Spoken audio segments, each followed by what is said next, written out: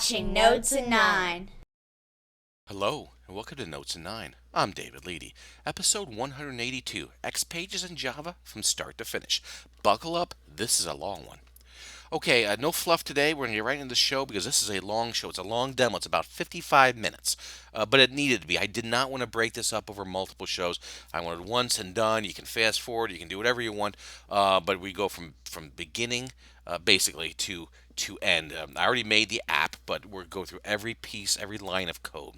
What did I do? I built a small app to respond to many questions. I got a lot of questions from MWLUG, from different people, and also on email. And the two biggest questions I'm getting from multiple sources are Java CRUD, create, read, update, and delete. How do you do that in Java in XPages? Well, I'm going to show you. The other one that I'm seeing a lot of, I got some questions on. I've seen some people on the forum and an email saying, how do I do the unlimited line items? Gone are the days we're going to do the add explode thing in the multi-value fields. It worked in the Notes client. We don't have to live like that anymore. There's better solutions out there, and I'm going to hopefully show you how to do that. So I built this project tracker app. I think I've kind of done this concept on the show once or twice before, so this is a pretty self-contained thing. Each project can have unlimited tasks, so we're going to create, read, update, and delete both the project and the child, if you were, task. And again, you can have unlimited tasks. This database only has, I think, 2XPages in it. There's like 4 Java classes and 2XPages, and then that's pretty much it. So in the demo, I'm going to view the app, show you how it works. Then first, we're going to go through each and every individual code piece in the Java classes. That seemed to make sense before I integrated into showed you the X pages themselves. Then after we go through all the code, we're going to look at the X pages, which are fairly clean, and go through how that works. Okay, the demo is going to be available on my blog site, NotesIn9.com. I'll probably have it available through Source Control also if you want to get it that way, etc. Usually this is my last slide. If you have questions, there's my Twitter, there's my email. There's no excuses, okay? If you want to learn this stuff, I will help you. If I can't help you, I'll find somebody else who can help you. We've got the XPages forum, Google it. We've got Stack Overflow. This is a community, and if you're sitting there by yourself, away and as an island, you don't have to be, because there's other people who's willing to help you, and if I can help you, I will. Okay, with all that being said, we're going to quickly go to the demo, and hopefully this will make sense. Okay, I will tell you that this is not my first attempt at doing this, so I'm calling it a little backup. That was not a soda.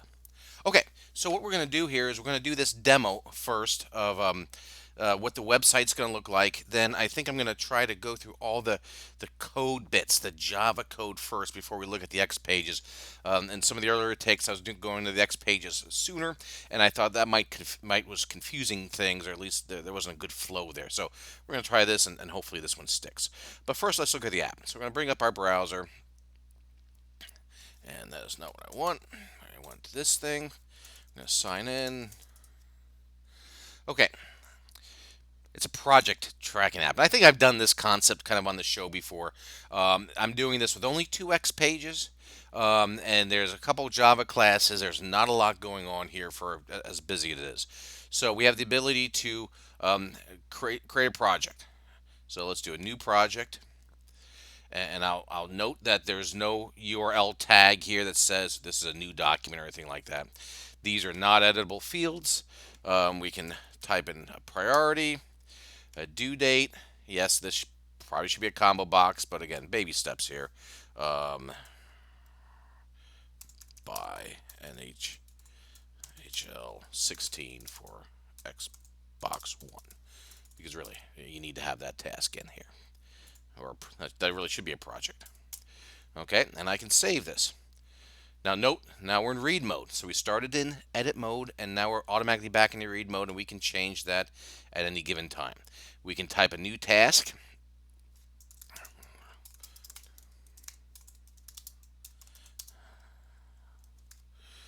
And this is an unlimited, this is a repeat control release. So we can have an unlimited amount of tasks.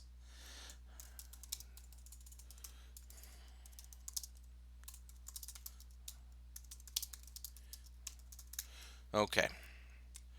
And so on and so on. And what we can do is we can open a task after the fact. We can close it through either the close button or the little thing here. I don't think I've ever done a dialog box on NotesIn9, so we're going to talk about that today. We can delete a task. We can come back here. We can close this. If we did a new project, we could actually do new tasks before we even, fully save everything. It's all good to go. And all that. So, and if we wanted to load an existing project, I hit open, and now we get this thing. So we're passing in this unique key, which comes from an @unique that you had even back in the old days.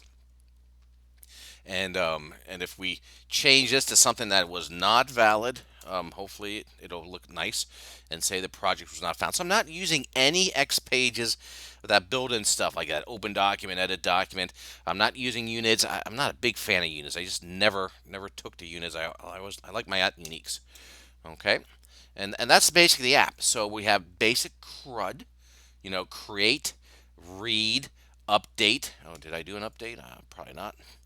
Edit, and then we'll do this, do that, save, and then close, update, we delete. We can delete a project, we can delete a task. We're good to go, right? If we look at our app from the data perspective, here's our projects. There's a unique key, and I've got two views here. Look up tasks by key, just in case I want to get to a task by a particular key, and look up tasks by parent. Okay.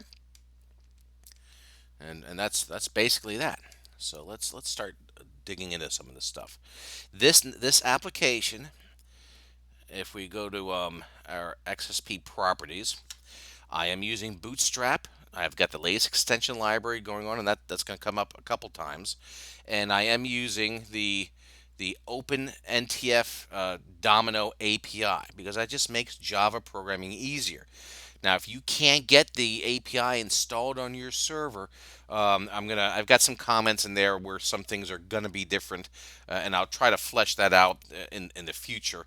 The actual differences. It's probably not gonna be that hard to find in Google, as need be, the little code bits that are different, and we'll talk about that. If you don't have the latest extension library, well, now your admin sucks, and he's got to put that on there because there's bug fixes there. There's no reason not to be on the latest extension library, and you should be on there. So we'll talk about that a little bit as well as we go on, but you want to be on there for XPages development. Okay, forms. I've got two, one for project and one for task. And it's kind of like that old game show, whose line is it anyway? Well, the points don't matter. In XPages programming with Java objects, the forms don't matter.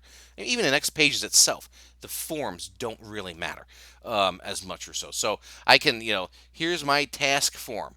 Here's the priority field. Yeah, I can delete that. It doesn't matter. I don't care. It makes no difference. It's nice to have it on here from a documentation purpose. Don't get me wrong. But even these days, I'm putting less on the form and just documenting inside the Java code. Where it is kind of nice to have the form and the fields on the form is when you go to make your views. Okay, so I've got 3 views here. And with the forms, with the fields in the form, it gives you this. So it's a nice little thing you can click on to make sure you get it right, rather than having to type it all in. But that is really it for the forms. So if you're coming from a Notes client perspective or so like that, give up on needing to put a lot in your forms because it no longer matters. So again, I've got 3 views here. I can look up by the project, task by key. There's nothing special going on about them. I've got a couple sorted columns. Okay, so forms of views. You should have that by now if you're watching this show. Okay, so let's come down here to some of the code bits. Now, the way I've structured this application is I'm using the concept of a page controller, and I've talked about that on the show before. Now, when I've talked about that on the show before, I've used Jesse Gallagher's awesome bits from his framework, not his whole framework because that's beyond me, but the good bits of the page controller, and that required me to download his project, paste it, and stuff like that. So I'm not going to do that in this show. I want as few dependencies as possible. The only dependencies I have is the extension library, and the OpenNTF API, and you can even get rid of that if need be. So I'm going to do a manual page controller. all a page controller is a Java class, this one here, that equals your X page. And the goal is that inside the X page, and okay, we'll just take a quick peek in here. And what you're not going to see in here in this quick peek is server-side, not much server-side JavaScript. Okay, no real logic at least. Okay, so there's going to be some server-side JavaScript calls like here. Okay, that's one line. I can live with one line. Okay, now here I have two lines. Okay, you got me there, but I've got a comment here, and actually I should probably make this to do like good programmers do, and improve on that later, which would not be hard. But if we keep coming down here, there's a lot of stuff going on here, but now there's two lines here because I'm interacting with the dialog box, so I don't know how to get around that. But again, that's it. I think that's it. The most I have on here is two lines of server-side JavaScript code, and the app did a fair amount. You can open it. It knew whether it was loading or whether it was new by the basis that this wasn't here. It has edit and read modes. It has the close button. I can make all these new tasks that will repeat in forever. I can make as many tasks as I want. And this page here is relatively clean. All right, so it's very easy to maintain because all the logic is going to be in this class right here. This is the logic that controls the page. That's why we call it a page controller. And this is a bit of that model view controller business. Okay, so how am I doing this manual page controller? Is I have an entry in the faces config, and I've got a manage bean. It's a view scope manage bean. I call it page. This is the name of the object. I call it project control, and it's controller project. And this is how you make any managed bean, manually. Now the bits that I'm leaving out that I've done in the past from Jesse, he has a way to do it automatically. So when I want to reference this object on the page, I'm going to use the name project control, and that exists because I told it to exist. He has a way to basically bind the name of this object. If it matches the name of the X page, he can load the page, the view scope bean, which is acting as a page controller. He can load it automatically, and then you reference it by the word, by the name controller, or controller, dot whatever your method is and stuff like that, where I'm using project control. And if I used a second X page with a page controller, I'd have to give it its own name, which would be different. So it's kind of nice just to have the one name to reference the correct page that you're on. Okay, but again, the point is I need a managed bean here, and this code here is going to do all the work. Okay, so before we get into that, let's look at the actual, this is the business API, this NotesIn9 tracker. This is the page controller. So this is your view, I guess it is, and this is the model in the MVC. This controller base thing here, all this is, and we'll look at this right now, is a class that has two helper methods in that I want to use in my page controller, and I put them in here in case I make other pages. So I'm basically saying I want these methods to be in every page controller because I will extend this base. In Java, you can build a small class, and then you can build on that and pretty deep or so. And no one actually, by matter of fact, no one does that better than my good buddy Devin Olson, who I work with. He goes so down the rabbit hole with all this extension stuff. I get lost. I have to come up for air. So I'm not quite at that level yet, but I can see the value in doing it in some places. So what have I done here? Well, in Java, this is how you print to the console. System out print line. And if you want to be lazy, you can do syso and then control space, and it'll do that for you. Or you can be lazier yet and just say, I want a method called print. I'll pass whatever I want to print in, and then it will do the system out print line for me.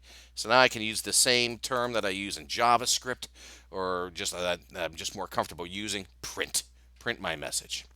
I've got another method here called getParam. Okay, and what this is going to do, this is going to get me this, specifically this value. So I'm going to pass in this key, and it's going to return for me that value.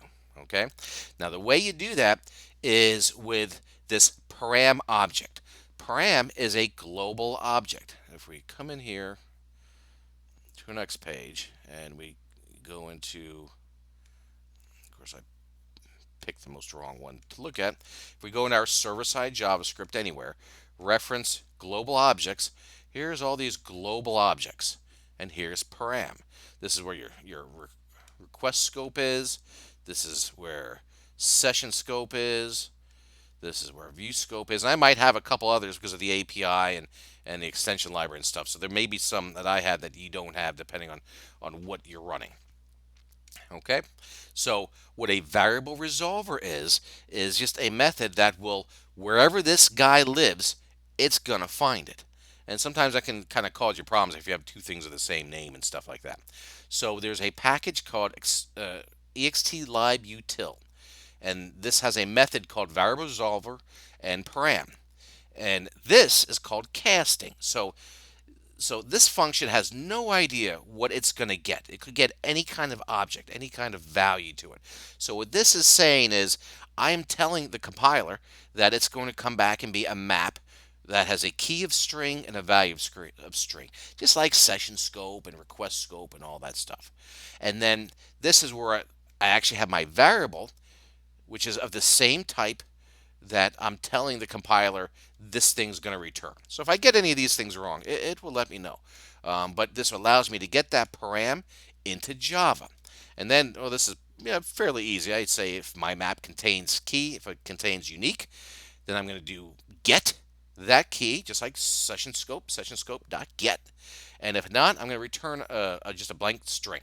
Okay, I don't like dealing with nulls, so I'm just returning a string here. Okay, and that's it. And this can be available to my page controller because I've extended the page controller. Okay, and if we look at the page controller briefly, because we're going to look at it deeper in a minute, I'm going to say it's public class project, lowercase, and I know these are kind of confusing, having the same name as my business API, the same name as my page. I don't have a better way. It doesn't make sense to change them, so we're going to try not to get confused. And I'm going to say this class extends controller.base, and that allows me to then do wherever I want this dot print whatever. Okay, and that's all I want to show you here just yet. So now let's go into our business API, and I made these classes, just new Java class, and you just kind of do it here. And if we look at my project, if I can open it. Now, when you do a new class, I always do implement serializable. Some of these I don't think I actually need to do, but basically if I'm doing Java and XPages, this is going to be in it. And what this basically means is all these contents can basically be written from memory to the disk for performance. So you do need to have that for managed beans. It's required, but technically this guy here, this project object that I'm going to create, is not a managed bean. It's going to be an internal variable of the managed bean, the controller. Okay, so it's a little bit of a difference, but you still, I think, want it to be serializable itself. I've got a couple of different imports in here. I've got an array list. I'm using date and list, and then some domino stuff. Now, if you're not using the OpenNTF API, this would be like lotus.domino.database and lotus.domino.document, I think. I actually kind of forget what some of those are. And I do plan on trying to make a little cheat sheet because I'm not going to do too many examples without the API because it's so good. But I do want to make a cheat sheet for those who can't use it. And I'm probably going to have Jesse help me with that and just make conversions of the code that I use to the non-API code. And he doesn't know that yet. So Jesse, as you watch this, remind me we need to do that. Okay, so we've got this public class project, and we've got some internal methods. Okay, this thing here, you need that to make the serializable. This is just like a unique key. I use the 1L for everything. I never change it. If you do stuff that's more advanced, you might need to change it, but we're not going to worry about that right now. I've got the unique, I've got description, priority, due date, notes, creator, etc. Nothing too fancy there. Then I always add to my custom objects valid. a Boolean valid. So I can say, is this valid or is this not valid? Because I don't like to deal with nulls or so. So I will create objects and then just have them be blank. And then I'll test to see if it's valid or not in my controller code. And you'll see that in a little bit. I have a list that says all tasks. And this is why you want to make your business API objects, because you can do things like all tasks, or you can get my first task, get my high priority tasks. So you can put all that logic in Java, and then it will return your results. Just like the domino object model that you use in Lotus script or so. There's pretty many useful methods in there. So now you're basically making your own version of it. When a project gets created, it starts out with a blank unit. I did say that I don't like to use units, but I actually do use them in some places inside here to load documents a little easier. I've got a method called create, and again, this is going to be slightly different inside if you're not using the Notes API. And again, I will get those translations done at some point. But I'm just making a session object, and I'm using this helper factory get session, and this comes from the utils factory, and you can get session assigner, you can get like a server session, get all sorts of things. And this is one of the great things about the OpenNTF API is you can add things. So if you do an @unique in XPages now with the actual formula, it's not the traditional @unique format. It's just like really long Java random number is what it is. I like this format, so this is what I want. So I was talking to the guys in their chat one day about this, and I think it was Nathan who said, geez, Dave, why don't we just add that method in right for you? When you control the API, you can do whatever you want. So he added it in, and now I use it. I'm a happy guy. Before this, I had to do evals and stuff like that to get that working. So I get my unique key for my document, and I get the creator name, session get effective username. And then I set valid to true. So that becomes an empty project that's going to get loaded on the new page.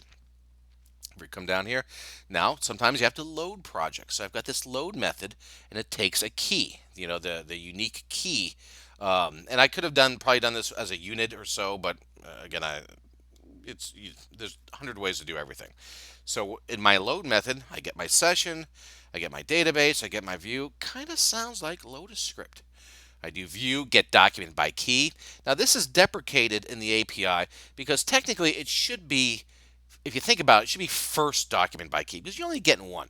This is kind of vague that they thought, and they said, well, which document by key? So they deprecated it, and they basically created a new method, get first document by key. And if we look at that, okay, now this is more API friendly. I'm going to leave it like this or so for now just because of people using the old stuff. Now, if the document is null, okay, we didn't find one, that's okay. We're just going to say this object is not valid. Done. If there is a document, then I'm going to create a new method called load values and pass that document into it. And why do I do this in a method here rather than just loading all the values here? Well, for two reasons. One, it's kind of easier to extend. If I wanted to create a new class that is similar and I wanted to change this stuff in here. And the other thing is I might have multiple loaders.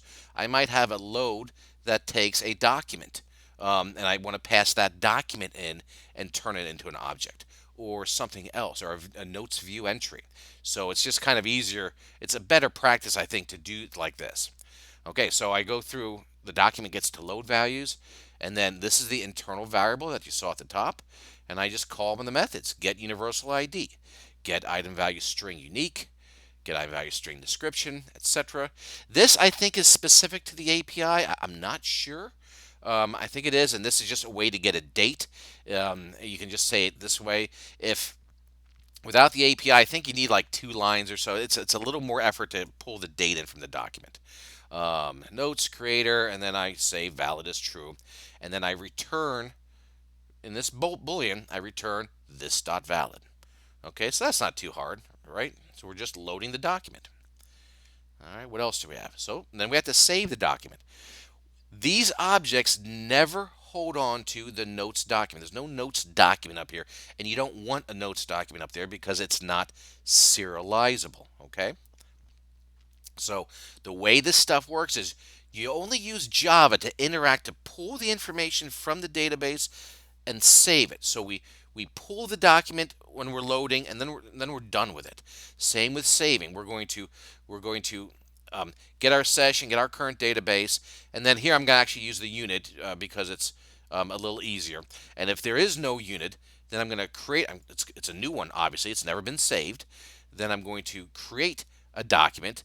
I'm going to give it a form because you still need the form name on there. I'm going to grab its universal ID, so this object has it for the second save. Then it will load it. That's down here. And then I call save values. Just like I did with the load, I've got this save values method. And if this document has previously been saved, it will have a unit inside it because we load the unit right here.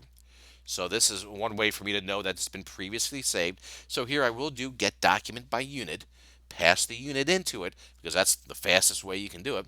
And then I'll take that document and send it to save values, and then I will do the doc.save. And I'm returning nothing in this. I mean, I could return booleans and do checks and stuff like that, but I'm not trying to complicate things. To save values to your document, replace item value, the field name, and then the value. Now there's two ways to do this. I'm using this.getUnique. So each of these guys up here, these variables, has a getter and a setter. And you can do this two different ways to interact with them in your method. You could do this.getUnique, or I could do this.unique. Okay, it's really a personal preference. This is obviously a little more typing, but I'm trying to use this more. This is a little safer because you can go into this getter and you can trap for null. You can do other things with it, where this you can't. It's just whatever the value is. So in this sample code, you're going to see me do it both ways a little bit because I wanted to just try to mix it up a little bit. Again, for the date, I believe this might be a little more API specific. Dates are, a little different without the API, and again, we'll talk about that in the future. And then here's the getters and setters. Get unique, set unique, get description, get priority, get due date. And again, I think I've said this before in the show. This is the best part of my day. When I come in, I do this. When I want to make my getters and setters, I do right click, I do source, generate getters and setters. You tell it what you want. I want the getter, I want the setter. Here I didn't do a setter for the unit, and I didn't do a setter for this all tasks one, which we haven't seen. I do OK, and look, it's right there for you. So you don't have to actually type in all this code to match all your private variables up here. Okay. Now, if you notice, I have my name is showing in this format, which I didn't quite like, or so I didn't fix it yet, but I didn't like it. But I can fix it because in addition to GetCreator, which is the name of the private variable, I created a GetCreatorCommonName. And what do I do there is I create an actual notes name. And if we look at that, it's API, but it's a notes name, and I pass the name in, and then I return the common form in that. So I can go to that page and change that method call to get creator common name, and then it will make that a little nicer to see. And I don't have to put that converter on the X page itself and deal with that. And remember, when we talk about this business API, all this stuff can feed REST services in the future or other things you want to do. What you're not going to see in here is you're not going to see anything that really interacts with the X page itself. That's for the controller. This is just for the core logic. Here's my valids. Here's the remove button for the project, and I think this is actually an old comment. I think I am using this now. So to remove it, I'm getting the session, I'm getting the database, I'm doing the same thing as the load because I just want to load that document. But the first thing I'm going to do is I've got this method we haven't seen yet called getAllTasks. And I want to get all my tasks and remove them so I don't have orphan tasks if I delete a project. And then after that is all said and done, then I get my actual document, and then I call document.remove. And then that deletes this project and all its tasks from disk. And we'll look at that closer on the next page. I have a method here called createTask, and we haven't seen the task yet, but this will create a new task object, and then I will pass this project into the task object because you need the project key. I need this to pass into the task. Now, a lot of people do that in the constructor, um, and that's probably the better way to do that. I do a lot of this stuff on 2 lines. I'm just more comfortable with it that way, but I am trying to actually start to use the constructor a little more. But this will just create a new task object and then return it to whatever code called it. And then here's my method for get all tasks. It's a list of tasks. And I basically say if all this is called lazy loading. So I don't load this ahead of time. I only load this when it's needed. And if the all task is null, then I create a new list. This list is declared up top, and then I say it is a new array list of task. Then I do all the session and database and view crap. Here's the collection, and this actually could use probably a little trapping if collect is null.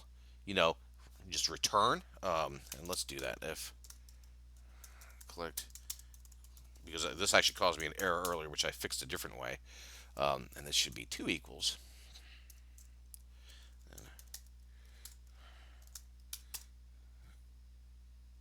Return this dot, and all tasks. And I can't obviously use the getter here because I'm actually inside the getter, so that would probably be bad. But then if the collect returns nothing, then it will be fine. And then assuming there is something in the collection, then it will loop through the collection, set document to doc, and then I will create a new task object. I will load it, and here I'm passing in a document rather than a key because I already have the document. Well, why get it a second time? And then I'm going to add it to the list. And this else is for if this all task was not null, which means I previously loaded it, I'm not going to load it again. Okay, and then we'll just return it because you want to worry about the JSF lifecycle. It does things like that, so it's going to just pull it in from memory. But that means I also have to have a method to call to refresh tasks. So when I want to refresh my tasks, I just set my internal variable to null, and then the next time it's called, it will hit this thing and just go through it and just read it back in from disk. Okay, and that's the project. So there's not a lot to it to make this project object work. And we're gonna just save that, and then let's look at our task object. It's gonna look very, very similar. Here's our of course we implement serializable. We've got the 1L thing, and then we've got our private methods. Some I haven't even used in the database just yet. Okay, that's fine. Again, these do not need to be on the form. It doesn't matter. Here's my valid. When we start the object, we start with a blank unit. When we do a create, a project is going to be passed in. So we do our session, we do our unique, we creator, just like the project. And really, I could have probably extended that object, but again, I wanted to try to not do too fancy stuff. But this differently here is I have to set the parent ID equals to the project's unique value. This is how I have my shared keys between the two. Done, not a problem. And then I set valid to true. The load, it's going to be the exact same thing. Pretty much, I actually copied it from there. But this time I actually have a second loader. This is called overriding. So I can load a task by a key itself, or I can load the task by the document. And I want that document in there because in the project, I did a get all documents by key to get all my tasks, and then I can send it in here. Okay, and view entries would be faster and stuff like that, but I'm dealing with documents here.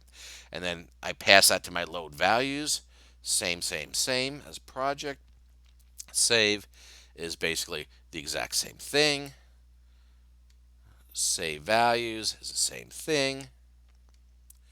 And then there's my getters and setters is valid. And then it has its own remove thing that now this obviously doesn't need to look for anything underneath it because I haven't built anything underneath it. And that's my task object, and that is literally it. It's 90% identical to the project at this stage of the game. Okay, Now let's look. We looked at the base controller. Now we're going to look at the controller. This is where all the logic of the page is going to be. So we're going to go through this, and then I'm going to show you in the page where it is. This is a managed. It's going to be a managed bean, and it's going to have the current project. Again, serializable, and this doesn't say extend serializable here because base extends serializable, so it picks that up from base. But I still need this. Well, that's kind of annoying. I kind of wish it would pick this up from base, but it doesn't.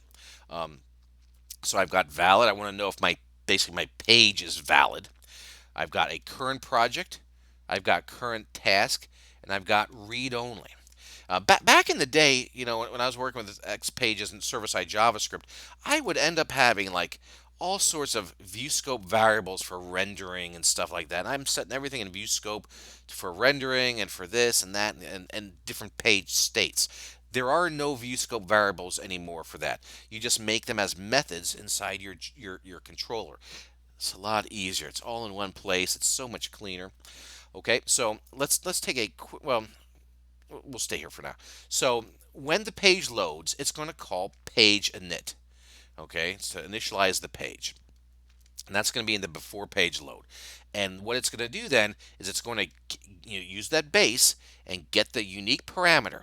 And if that is empty, it assumes it's a new project. So I could have passed a unique, it said unique equals new or some kind of other parameter. So I just chose to say I'm not going to pass anything in, and I'm going to assume if there's no key, it's new.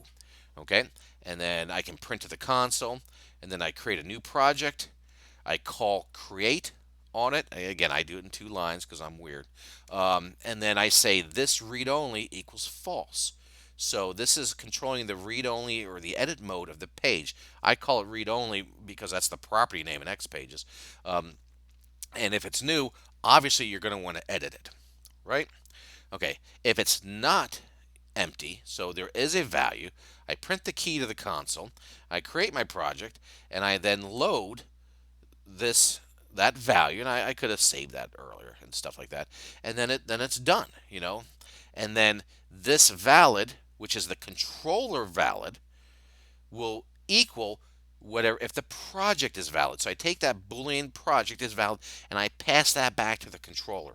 And where I'm using that is if I have something crappy in here, it knows to show not this, but it shows just this little div that I threw up in here, this little panel. Okay? And that's what that's for. I've got just some getters and setters. I can get my project, I can set a project, I can get my valids.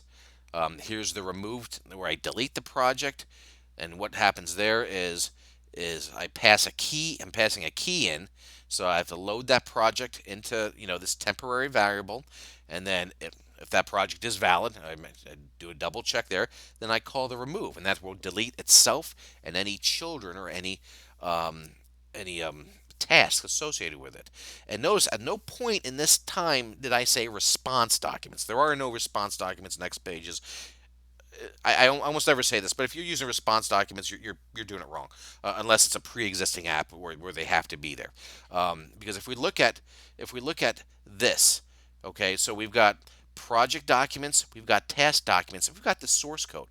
I could keep all 3 of these in different NSF files. I could have the source code be by itself. I could have an NSF just for projects if there's going to be a lot of them. I could have an NSF or multiple NSFs for all the tasks in there.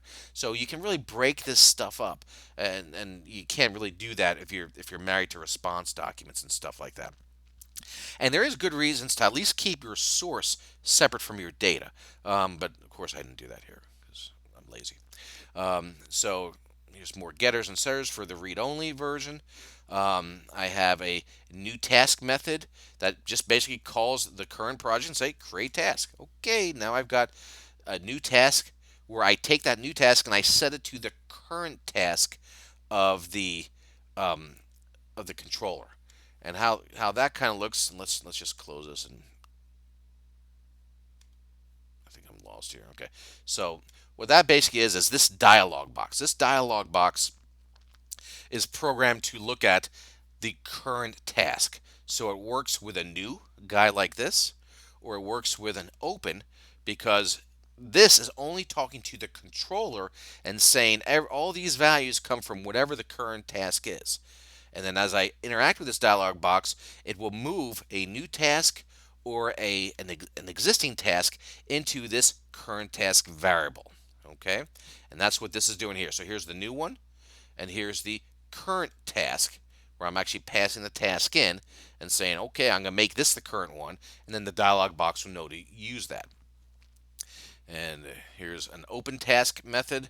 Kind of forget what that one's for. This set.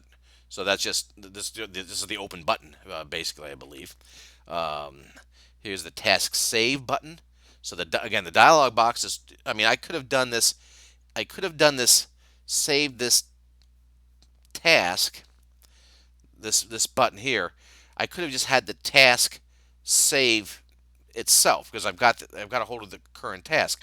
But I wanted to refresh the project, right? Because as new task, I wanted to get this new task into the list array so it will show up here. So I had to go back to the controller and first say, okay, save the task, and then go back to the project and refresh the task from disk. Now, if I wanted to get fancy, I don't have to do this refresh task from the disk. I could have injected this current task into the list array that the project is holding and save that disk call. Again, trying to keep it simple here. I've got a remove task, where I pass in my row data from the repeat, and I say I create this task. The current task is a new task. I then remove it, and then I again refresh the task to clear the screen. And that's basically the app. So not a lot of code inside here. Okay, and I hope everyone's still with me. Okay, so let's look at the X pages themselves. So this is the home page. Now the home page I did not build a controller for. Normally I would if I was using Jesse's stuff, but I didn't do that here. The button New Project. If we look at the source here, what's that doing? That is just basically doing a simple action open page project. I'm not passing any values in because again the new doesn't need a unique being passed into it. And then I've got a repeat control here. And here I did actually I am going to disk. I'm not using Java for this little bit. Um, Come on. I'm just going to view one, which is what is view one? That's bound somewhere probably at the top of the page, I guess. Right here, view one is my lookup project. Okay, so this is just old school X pages, nothing fancy going on here. And then inside each value, so the repeat has the collection name. Again, forever this will be the worst property name IBM gave us, this collection name, because it's really the row name, not the collection. And it's row data, so I'm dealing with that row at the time. And I'm doing just get column values. Row data, get column values. The first column, I'm going to get the second column. I think my VM's acting up on me a little bit. And then I've got a link here for open. It looks like a button just because of Bootstrap styling. And I'm saying open page project, but I went to all properties here and parameters, and this parameter, and I said unique, get me that first column, which is that unique key, and then open the page project. Done deal. And then the delete button. When I started this demo, I was just using the um, built-in methods to delete it, but then I thought, well, I don't want to leave all those tasks behind. So that forced me to have to go to my object, my business API. So if I look in the events here, now I did it this way. I could have obviously done it with my controller, but I didn't have a controller for the home button, so I had to kind of do it the old-fashioned way. So I did this import package thing, and I'm not 100% sure if that's needed. Var temp equals new project. So this is how you do these. You know, you don't have to use manage beans for everything. You can make a class, and you can use it in your server-side JavaScript. And I've done shows on, I think on that, and I've done shows on if using things like list arrays and putting them in scope and stuff like that. That can be very handy, even if you're not doing all this Java crap. I load the project with that unique key. I call remove, and this kind of pissed me off. I'll be quite honest to say that I had to call this view refresh. And I think it's because I was mixing my Java objects with the view data or so, but it wasn't refreshing until I added this in. So I'm not quite sure why I needed to do that. Possibly if I would have done something on complete, maybe that would have helped. But it annoyed me, but that fixed the problem, and I was happy. Okay, and then the delete, I am doing like a partial update of this panel main content. So that's it for the home page. Not a lot going there. Project page does get more interesting. Okay, so first thing is if we look at the source before page load, I'm not binding, I'm calling my managed bean that page init, and that's where it starts. That's where it gets the URL, the parameters, and all that stuff. And then I have this bootstrap here, this class container, just HTML, and then this first panel here, which is the one that says this project was not found.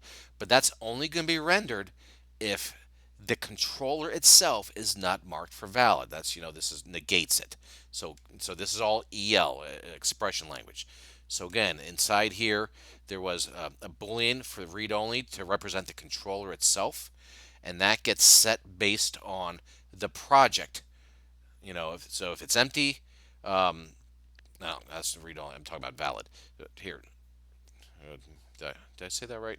I'm I was talking about read only. I meant valid. This is what we're looking at. This valid one, and that gets set from the project. Okay, so if it's not valid, it shows you this, and this gets hidden. So this panel, which is the bulk of the content, only shows up if the project is valid. Now here it is valid. Okay, and this one also has this read only. And if you've missed this on panels and stuff like that, oh crap. Um, Sometimes it misses this little label or so. You can compute read only, and then it puts every field inside there in read only mode, which is kind of nice and easy to control. So that's how I'm doing the read only. So by default, no, I went over that already. So you got the read only point, I'm sure. Okay, so a lot of this stuff here is just coming from the Bootstrap documentation, this form group, and well, let's take a look at that. Let's be thorough. Oops, I love Google sometimes. We go to CSS and we go to Forms. I basically copied this right here and then turned it in XPages. That's all it was to get me this look and feel. And I get this technically is responsive, I guess, etc. So I've got my label, I've got my computed field, and all the computed fields are just about, or it's not necessarily a computed field. It will be computed or editable or an edit box depending on the read-only mode. That's where EL is really cool. It does the get and set for you, and then it just does this extra work for you as if you have it in a read-only panel or not. Okay, so I say project control, my managed bean, the current project, and then the unique. Again, in EL, it does the gets and sets for you, so you don't have to do those. You just have to watch the case. So you do want to start with like the lower case. Um, I've got that created by field. And actually, this is XPText because this is always going to be read-only. Remember, because these were non-editable fields.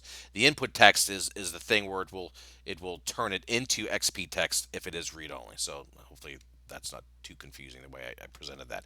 And this is kind of a cool field, cool property on the input text here. This show disable control as read only. You want this on, especially if you're dealing with Bootstrap. So without that on, it'll just like display as a span, and the Bootstrap styling won't pick it up. But if you turn that on, then it will pick that up, and it'll still look pretty good.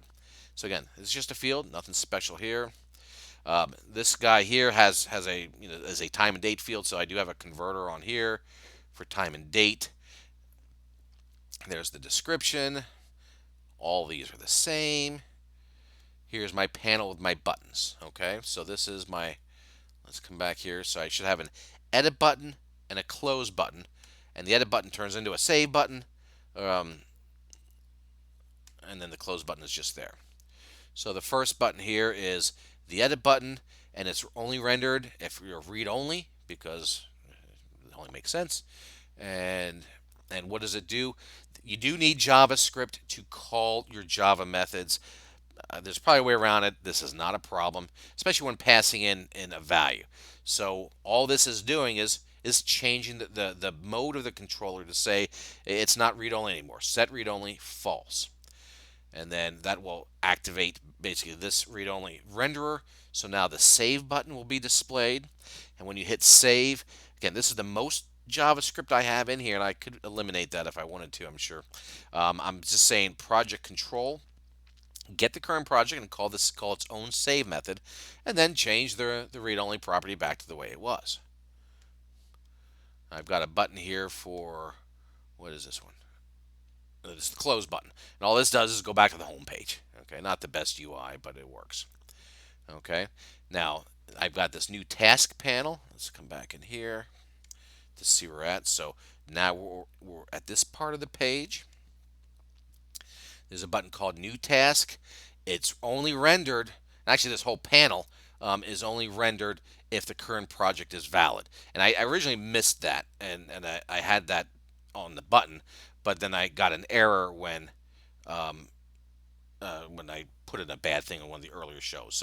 So this render is probably not even needed anymore because the panel is already taking care of that for me. But what does this button do? It goes to the project control and says the controller and says new task. So it creates a new task. It moves it to that current task variable, and then it calls the dialog box the show method. Again, I don't think I've ever done a dialog box on NotesIn9, and they're kind of cool. So this is my dialog box. It has the name of DLG task, and it's made up of several controls from the extension library. So there's dialog content, and then below there's dialog button bar, and they all just come from the extension library right here, and you just drag them on, basically. Okay, and the dialog box is called Dialog Tasks. So that button will create a task, put in the current task of the controller, and then show the dialog box. And now this panel and a new task, if we were to go in here, starts out life as being valid because it's now been created. So if it actually is valid, then it starts to show. I just threw a table up here for the unique. And again, let's get that back on the screen. So the little table up here, and then I've got these two fields in save and close, right? So there's the table. There's the end of the table. And again, I'm just going to the controller, current task, and then whatever the method names that I want. Then I create another bootstrap row, and I do it just like above, really, but instead of going to the project, I'm going to the task. Controller, task object, method. Same thing for the notes. And the button bar, I've got this button here. That's this is the save button. And here I'm going to basically say, I'm going to that controller. Remember, the controller, the task save button. I'm not doing the save from the object itself because I wanted to call refresh of the project to just refresh the task list so it will be ready for that repeat control. Okay, so that's not a big deal. And then finally, I tell it to hide. I'm not sure how to combine the dialog call, into your controller itself. So maybe there's a way. I don't know it. And then the close button, all that does is just call the dialog.hide. But again, that's it. Pretty much. If we come back here to the task panel, if you notice, next to the button, I just did a little count. This project has 2 tasks in it. So if we look at this panel, and then here's where that text is starting.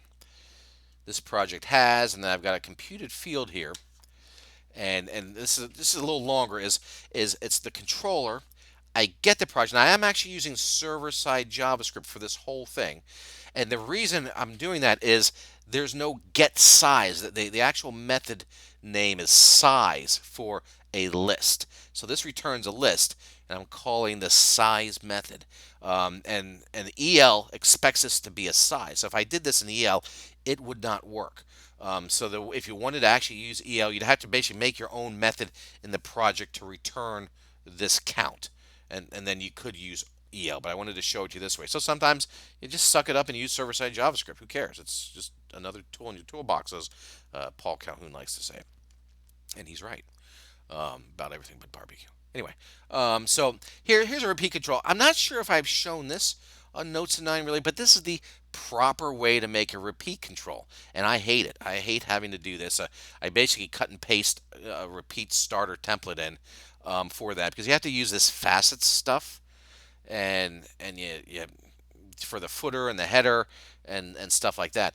And if you do it the old-fashioned way, like I used to do it, where I just put a table on and then I'd move the repeat with inside the body of that or so, it does not actually make valid HTML. And eventually Declan got tired of seeing that and said, Dave, stop.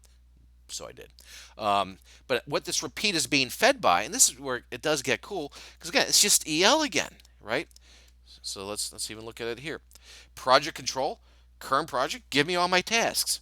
Wow, that's kind of easy. And it's rendered if the current project is valid. Just another little check in there. There's my CS or my HTML for the table. And what is this? This is called row data again. So if I look at this table row, um, again, this is the counter. So that's just JavaScript and taking the row index plus 1 because it starts with 0, and I'm converting it to an integer. And then row data dot row. What is row data here? It's a task, so you get to use all your task methods. Row data, call my method. Okay, so there's the description, which is, right here, and then I've got these buttons: open and delete. So here's open. Again, nothing special here. I'm calling project control, my controller, open task, and I'm actually passing the row data, which is the task object, in. And that's where that code was. If we look in here, that open task, and we'll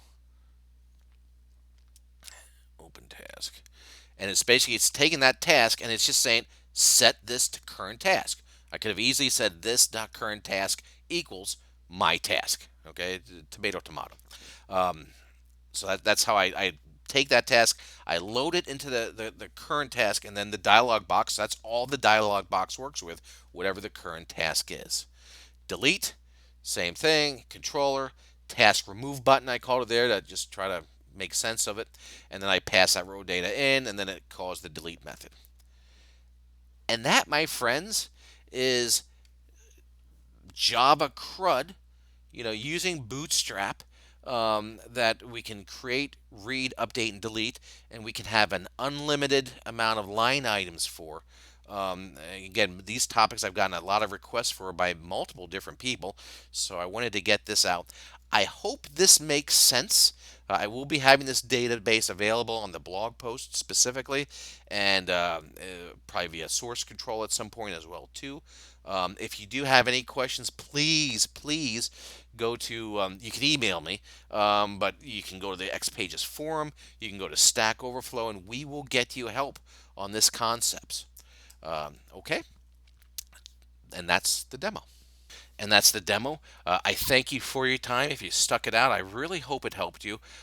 Please leave me feedback if you want, good or bad.